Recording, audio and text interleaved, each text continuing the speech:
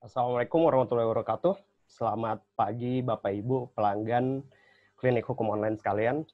Perkenalkan saya Rashi Pradana, legal editor dari Klinik Hukum Online.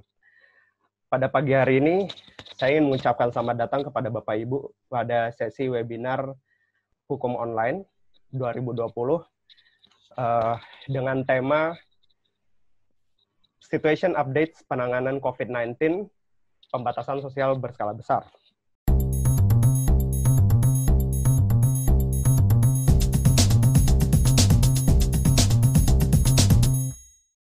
Pada pagi hari ini kita sudah kedatangan narasumber yang luar biasa, sangat spesial, karena di sela-sela kesibukannya beliau masih berkenan untuk menghadiri sesi webinar bersama para teman-teman hukum online sekalian. Beliau adalah Dr. Ahmad Yuryanto. Beliau merupakan Direktur Jenderal Pencegahan dan Penanggulangan Penyakit Kementerian Kesehatan Republik Indonesia, sekaligus merupakan juru bicara pemerintah untuk penanganan COVID-19.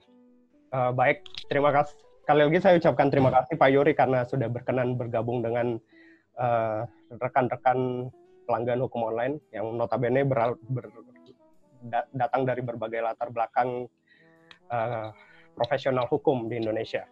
Mungkin untuk mempersingkat waktu, mengingat Bapak Yuri sendiri juga memiliki kesibukan yang sangat padat hari ini, saya akan langsung menyerahkan kepada Pak Yuri untuk memaparkan presentasinya. Saya akan membantu sebagai juru operator. Baik, terima kasih Mas Arsi. Kalau memang akan bisa kita mulai, maka akan segera kita mulai. Assalamualaikum warahmatullahi wabarakatuh. COVID-19 ini sebenarnya secara hukum telah terantisipasi, hanya tinggal detail-detail kecilnya, detail-detail pelaksanaannya. Oleh karena itu, maka ada urut-urutannya sebelum kita masuk ke PSBB, bahwa dengan kemudian statement PBB WHO dalam hal ini yang mengatakan bahwa ini adalah pandemi, maka kita sudah mengatakan bahwa ini harus kita tetapkan sebagai kedaruratan kesehatan masyarakat. Kita bisa melihat di Kepres nomor 11 bahwa COVID-19 ini adalah penyebab kausa dari kedaruratan masyarakat. Kedaruratan kesehatan masyarakat.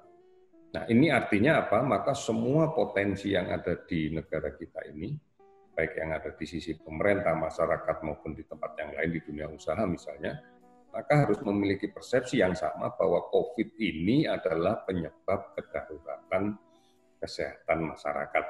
Sekarang kita berbicara tentang prediksi kasus. Nah, inilah yang kemudian kita masukkan bahwa kita sebenarnya menginginkan bahwa intervensi yang kita lakukan adalah moderate.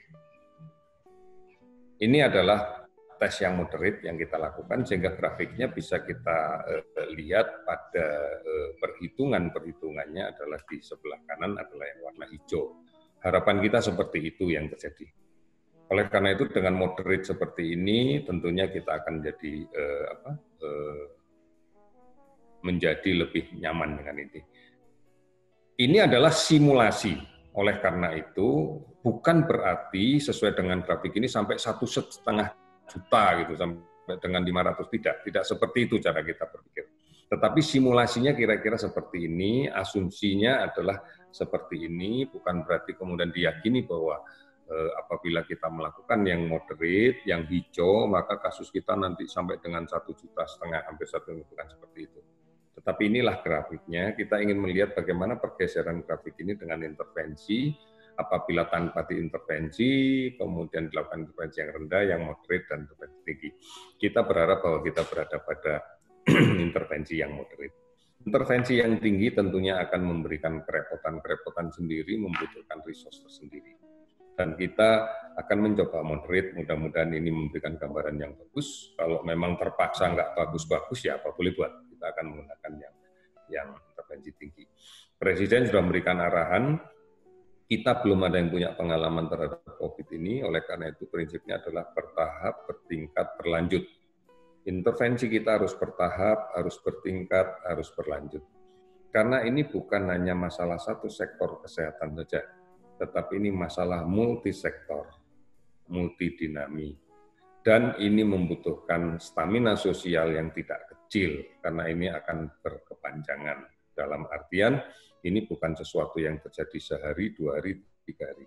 Ini ancamannya terus saja, dan makin besar, makin besar, makin besar. Ini yang menjadi problem. Nah, sekarang partisipasi sektor swasta tentunya luar biasa ini. Sekali lagi, ini sudah di-state sebagai bencana nasional. Kemudian kalau berbicara bencana nasional, maka otoritasnya di dalam kaitan ini secara undang-undang sudah harus ditangani oleh BNPB, karena memang itu tugas dan fungsi BNPB. Dan di dalam kaitan dengan pelaksanaan kegiatannya, BNPB itu juga sejak awal menempatkan simbol dia berbentuk segitiga, di mana puncak atau ujung-ujung segitiga itu merepresentasikan masyarakat, merepresentasikan pemerintah, dan mempresentasikan dunia usaha. Oleh karena itu, kalau berbicara tentang sektor swasta, ini salah satu puncak, salah satu sudut dari segitiganya BNPB yang diikat dalam satu lingkaran yang menggambarkan bahwa pemerintah, masyarakat, dan dunia usaha atau sektor swasta harus terintegrasi dalam satu sistem yang kolaboratif, integratif, dan koordinatif. Ini yang harus kita manai. Oleh karena itu, sangat banyak peran sertanya. Kalau kita berbicara pada dua aspek, maka peran serta masyarakat itu bisa, peran serta swasta itu bisa didorong untuk justru memperkuat fondasi permasalahan ini, yaitu di pra-rumah sakit. Tahapan pra-rumah sakit adalah bertujuan satu, memutuskan rantai penularan dengan cara mencari yang sakit, dan kemudian setelah ketemu yang sakit dilakukan isolasi agar tidak menjadi sumber penularan untuk orang lain. Nah, karena mencari ini tidak mudah, maka kita membatasi aktivitas kegiatan sosial yang memiliki resiko untuk terjadinya kontak dan berdampak pada penularan. Artinya kalau ini kita perkuat, semuanya bisa berperan dengan menempatkan masyarakat sebagai subjek dan objek dari pekerjaan ini. Sepanjang kita hanya menempatkan masyarakat sebagai objek saja, kita tidak akan pernah berhasil. Masyarakat harus jadi subjek dan sekaligus objek dari bagaimana memutuskan rantai ini. Kalau ini berhasil, maka kita akan berhasil. Tetapi kalau ini gagal dan dibiarkan menuju ke tingkat yang lebih tinggi, maka seberapapun kapasitas rumah sakit pada tahapan rumah sakit, kita tidak akan mampu menangani. Kita bisa melihat bagaimana skenario yang terjadi di Amerika sekarang, jebol juga meskipun kapasitas kesehatannya besar, karena membiarkan semuanya menjadi sakit. Kita lihat Inggris juga sama, kita lihat di Italia pun juga sama. Oleh karena itu kuncinya, jangan pernah membiarkan masyarakat menjadi sakit. Karena kalau dia menjadi sakit, maka kita akan berat menyangganya. Artinya kalau sudah seperti itu, maka semua peran, baik perannya swasta, partisipasi, makin berat lagi. Makin berat lagi. Penduduk kita lebih dari 174 juta. Tersebar di sekian banyak pulau, dengan disparitas fasilitas dan sarana prasarana kesehatan yang sangat lebar. Oleh karena itu, kalau kemudian ini tidak kita antisipasi dari sekarang dalam rangka menguatkan sisi pra-rumah sakit, maka pada fase rumah sakit akan besar. Peran swasta luar biasa besarnya untuk mendukung pelaksanaan PSBB. Kemudian berpartisipasi dalam memenuhi kebutuhan logistik terkait dengan PSBB tentunya. Terkait dengan jaring social safety net. Terkait dengan bagaimana mengedukasi masyarakat, bagaimana memberikan literasi pada masyarakat. Ini yang menjadi penting. Ini yang menjadi penting. Karena kalau semakin panjang permasalahan ini, dampaknya makin panjang, saya pikir sektor swasta pun juga akan terdampak dalam waktu yang lebih panjang lagi. Ini yang menjadi. Di sini udah ada beberapa pertanyaan yang masuk, namun mohon maaf karena keterbatasan waktu, jadi kemungkinan besar tidak akan terjawab semuanya. Di sini misalnya pertanyaan pertama dari anonimus, dari anonim Pak. sampai sejauh ini apakah berdasarkan evaluasi pemerintah, apakah PSBB ini sudah cukup efektif dalam angka penyebaran COVID? Dari Bapak Salman Sembiring, jadi di salah satu televisi swasta kan Bapak Presiden diwawancarai dan menyatakan bahwa kebijakan karantina wilayah tidak diambil karena dari pengalaman berbagai negara tidak menyelesaikan masalah.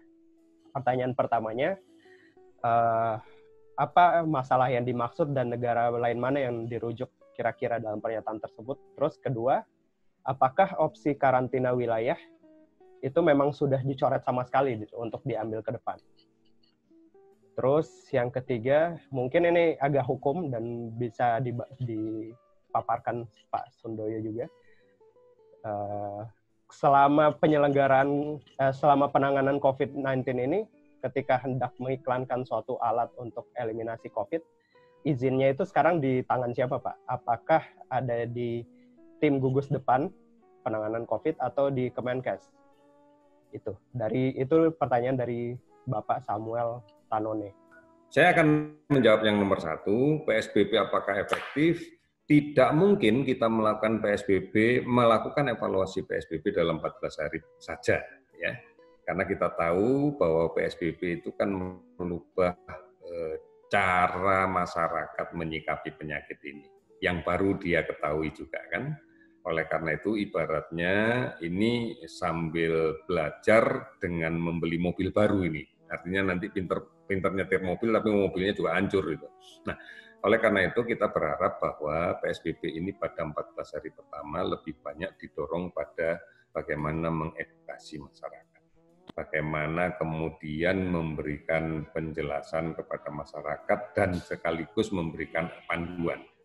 Misalnya kalau kita melihat ada masyarakat tidak pakai masker, hentikan, kemudian jelaskan bahwa perlu pakai masker, terus kemudian kalau nggak punya ya kasih dan diedukasi bahwa Anda harus pakai masker terus ya selama melaksanakan kegiatan itu. Nah ini yang penting untuk tentunya kita juga akan melihat data-data dari kinerja epidemiologinya. Ini satu sisi. Untuk melihat dampak kesehatannya, tetapi juga harus kita lihat dampak non-kesehatannya, tentunya adalah di bidang sosial safety net, di bidang ekonomi, di bidang keamanan, itu tentunya tim yang akan menilai, karena memang tim berasal dari multi kementerian dan lembaga. Ini yang penting. Kemudian yang kedua tentang karantina wilayah, tentunya akan saya jawab juga.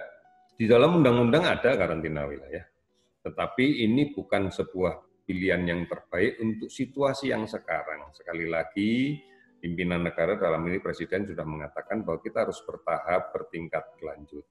Kalau kita melihat bagaimana karantina wilayah atau di dalam bahasa yang sering kita sebut di luar adalah lockdown pada negara India, tanpa kemudian didahului dengan kesiapan social safety net, ini pasti akan menimbulkan konflik. Oleh karena itu, semuanya harus dijalankan secara bertahap dengan cara yang baik. Kami meyakini bahwa dengan melakukan edukasi yang baik dengan masyarakat, kita nggak perlu sampai melaksanakan karantina wilayah ini. Karena masyarakat kita pada akhirnya juga tidak ingin untuk kemudian tidak mematuhi permasalahan ini. Ini dua hal dari 3 pertanyaan, saya lihat juga sudah ada Pak Sundoyo di tengah-tengah kita. Mungkin hal-hal yang lain bisa ditambahkan Pak Sundoyo. Mungkin gitu, Mas. Selanjutnya mungkin saya serahkan kepada Bapak Sundoyo. Terima kasih Bapak sudah menyempatkan hadir di tengah-tengah kita saat ini. Tadi ada beberapa pertanyaan yang terkait hukum juga dan mungkin bisa dielaborasi oleh Bapak Sundoyo. Silakan Pak. Baik, terima kasih Pak Mas Arasi, Pak Dirjen. Selamat pagi Pak Dirjen. Pagi. Saya pikir sebenarnya sudah tuntas dijawab oleh Pak Dirjen, tapi saya ingin mencoba melihat dari perspektif hukumnya dulu gitu ya. Supaya tidak bias, karena yang saya sering dengar dan cermati di medsos, termasuk juga mudah-mudahan saya juga tidak salah menafsirkan dari apa yang disampaikan oleh Mas Arasi, saya juga melihat ini agak-agak bias juga. Yang pertama begini, dengan adanya COVID-19 ini memang sudah menimbulkan kedaruratan kesehatan masyarakat. Maka ketika sudah menimbulkan kedaruratan kesehatan masyarakat, sesuai dengan Undang-Undang Nomor 6 Tahun 2018 Pasal 10 itu, pemerintah pusat itu dapat menetapkan bahwa di Indonesia telah terjadi KKM. Nah, oleh karena itu, kalau Bapak Ibu coba cermati di dalam Kepres nomor 11 tahun 2020, di sana ada 2 diktum yang penting. Yang pertama adalah memang sebelum menetapkan KKM itu harus menetapkan dulu jenis penyakit yang sudah menimbulkan kedaruratan kesehatan masyarakat. Maka diktum pertama adalah dinyatakan dulu bahwa COVID-19 adalah telah menjadi atau telah terjadi kedaruratan kesehatan masyarakat tadi. Nah, diktum kedua itu baru dinyatakan bahwa saat ini di Indonesia telah terjadi KKM, maka harus ada upaya penanggulangannya. Nah, pertanyaan berikutnya adalah begini, bagaimana upaya penanggulangannya ini? Nah, ketika kita bicara masalah bagaimana upaya penanggulangannya, kalau kita coba lihat di dalam Undang-Undang Nomor 6 Tahun 2018 itu adalah melakukan karantina kesehatan. Nah, karantina kesehatan itu secara umum ada 2. Yang pertama adalah karantina kesehatan di pintu masuk. Yang kedua adalah karantina kesehatan di wilayah. Gitu, di wilayah. Karantina kesehatan di wilayah itu ada 4. Ada karantina rumah, ada karantina rumah sakit, ada karantina wilayah gitu. Lalu ada PSBB.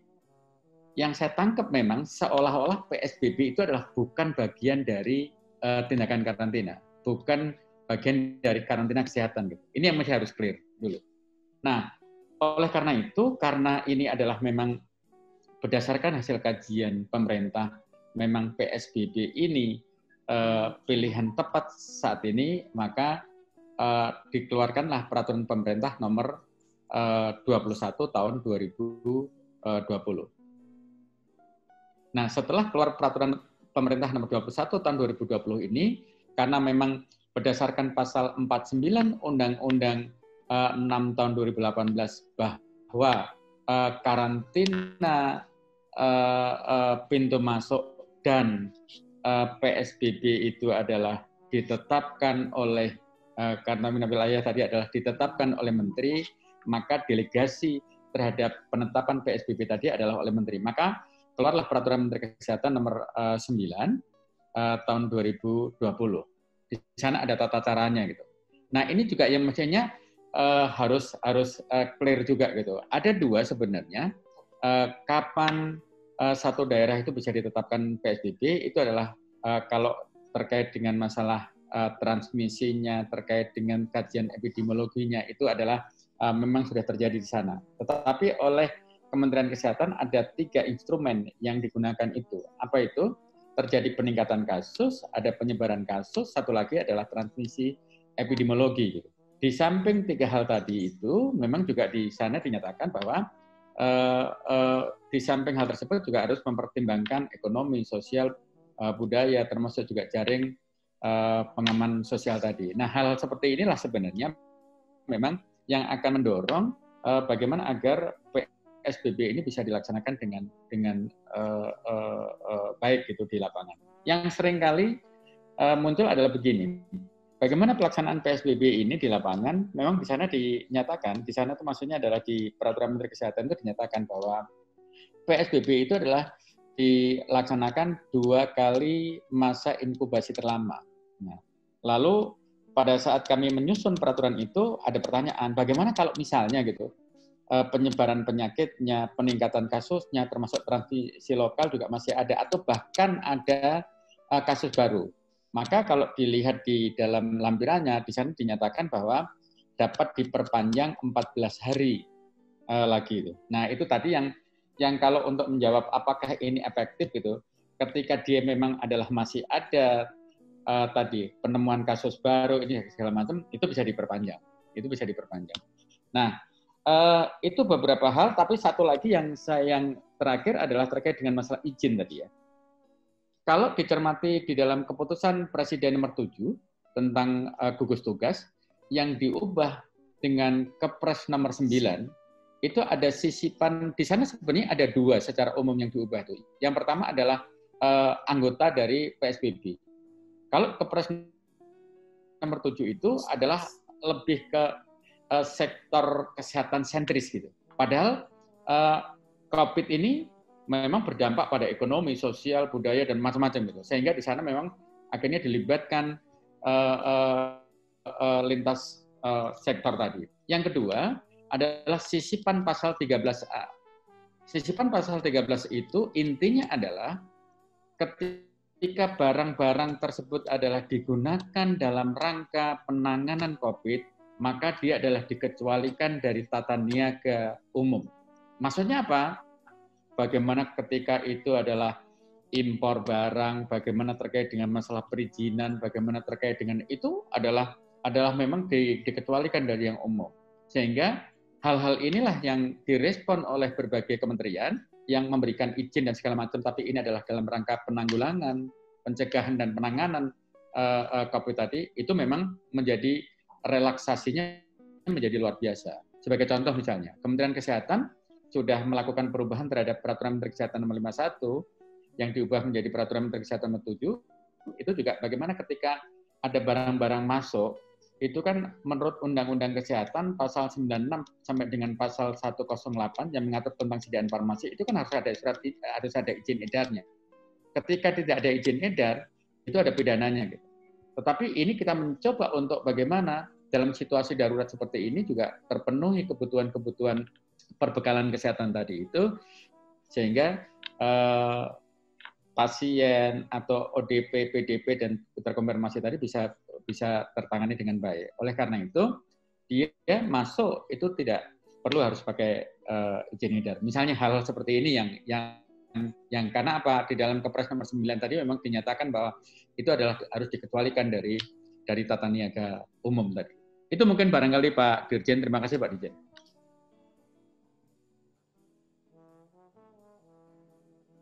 Baik, terima kasih Pak Sundoyo. Ini masih ada sekitar 15 menit lagi waktu kita. Mungkin masih bisa 2 pertanyaan untuk dijawab. Pertanyaan pertama dari Ibu Mona Winata Siahaan. Apakah pihak swasta yang dikecualikan oleh PSBB itu wajib melaporkan izin operasional, Pak? Terus yang kedua,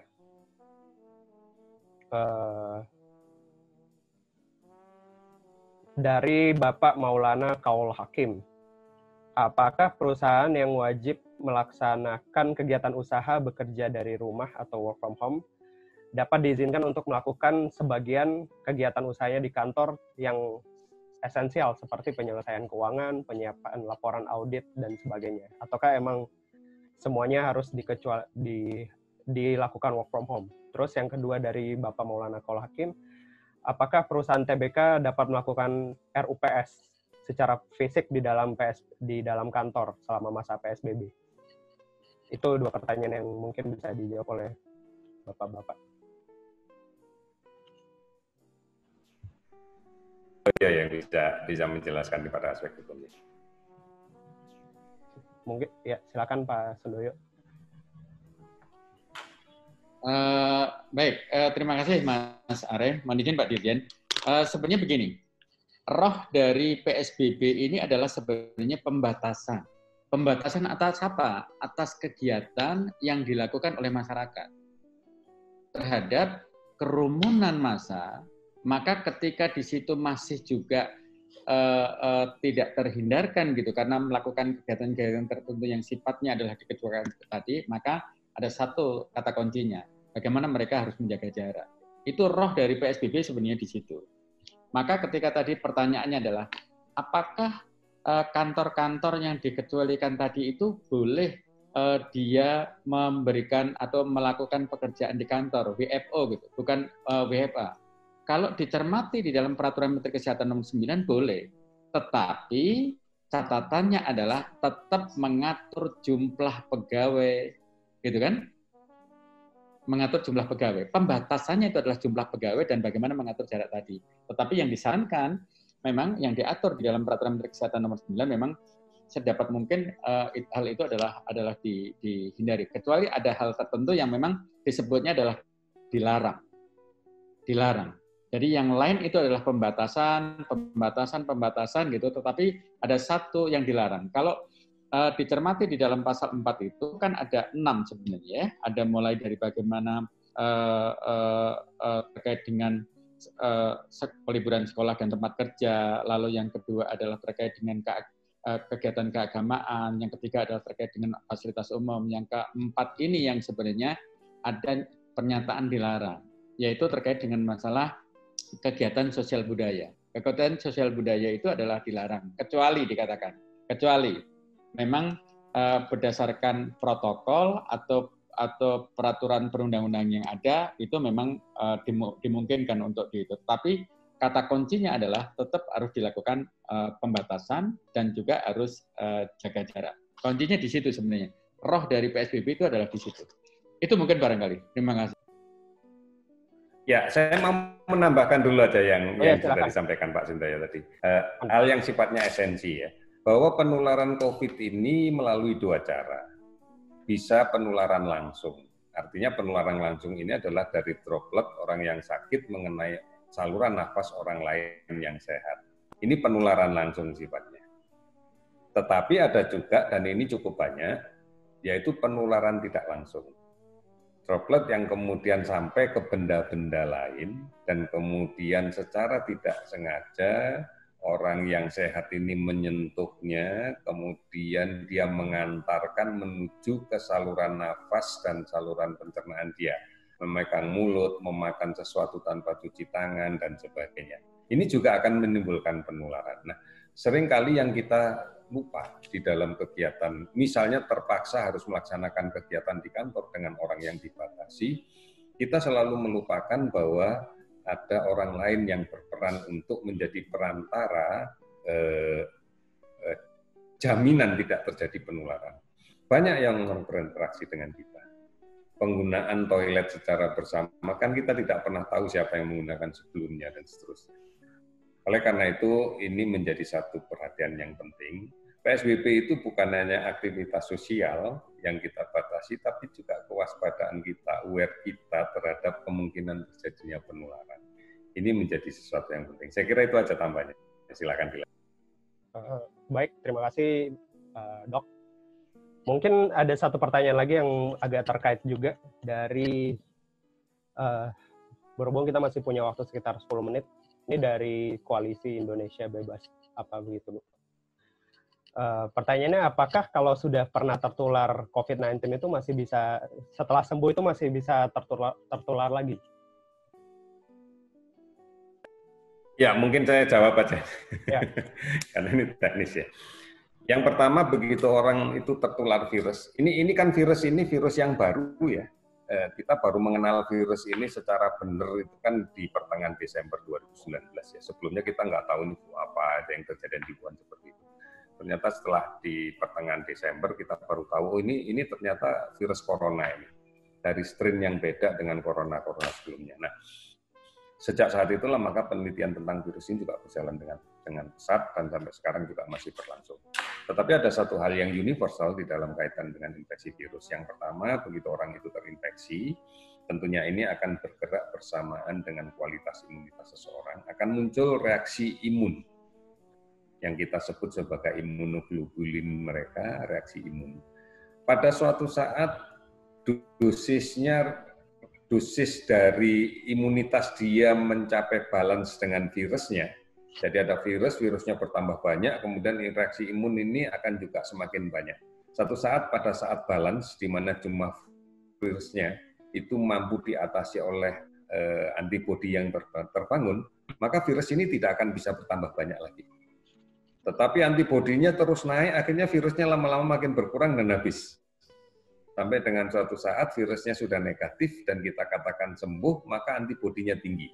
Nah, di dalam situasi ini maka kita sebut mereka imun, kebal terhadap virus ini. Yang menjadi pertanyaan kita sekarang, seberapa lama kekebalan itu dia pertahankan? Karena di beberapa penyakit virus yang sudah kita kenal, misalnya seperti virus yang menyebabkan meningitis, pada risiko yang bisa didapatkan bagi jemaah haji dan umroh, itu memiliki kekebalan dengan vaksinnya hanya kita hitung 2 tahun. Lewat dari 2 tahun harus divaksin lagi agar muncul lagi kekebalannya yang baru.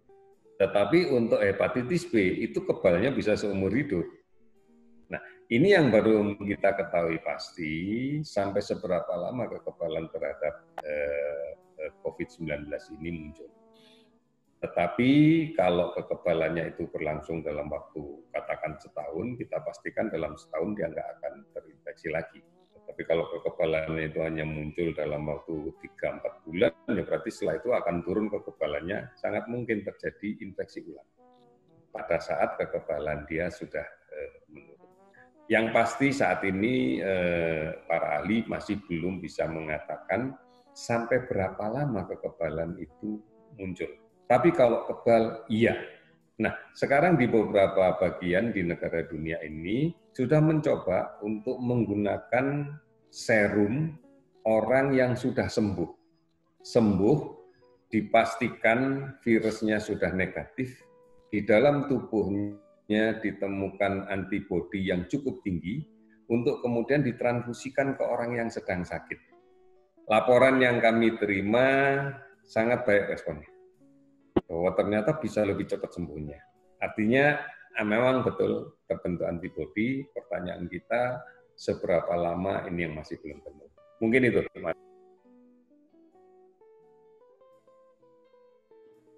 Terima kasih Pak Yuri, Pak Sundoyo paparannya. Karena keterbatasan waktu, tentu saja semua pertanyaan tidak bisa dijawab di sesi ini. Untuk sebelum saya menutup kegiatan ini, mungkin ada beberapa poin yang ingin saya tekankan lagi berdasarkan paparan dari Pak Yuri, bahwa pertama, peran masyarakat itu merupakan kunci dari keberhasilan pelaksanaan PSBB. Terus, komitmen berbagai stakeholder juga sangat dibutuhkan, termasuk sektor swasta yang mungkin saat ini sudah merasakan dampak dari wabah ini. Terus, penerapan sanksi juga mengacu pada Undang-Undang Kekarantinaan Kesehatan, dan harapan pemerintah ketika menerapkan kebijakan PSBB diharapkan kurva COVID-19 bisa melandai. Demikianlah sesi webinar kita pada pagi hari ini, Bapak-Bapak, Ibu-Ibu sekalian. Sekali lagi saya ucapkan terima kasih atas kehadiran Bapak Dr. Yuri dan Bapak Sundoyo yang di tengah kesibukannya berkenan untuk menyempatkan hadir di tengah-tengah kita sekalian. Semoga pada berbagai paparan yang telah kita dapatkan pada sesi webinar ini dapat memberikan pencerahan kepada Bapak-Bapak Ibu sekalian dan memberikan sedikit harapan terkait untuk bersama-sama bekerja sama menyelesaikan wabah COVID-19 ini. Demikian dari saya. Mohon maaf atas segala kekurangan selama penyelenggaraan webinar ini. Assalamualaikum warahmatullahi wabarakatuh dan selamat siang.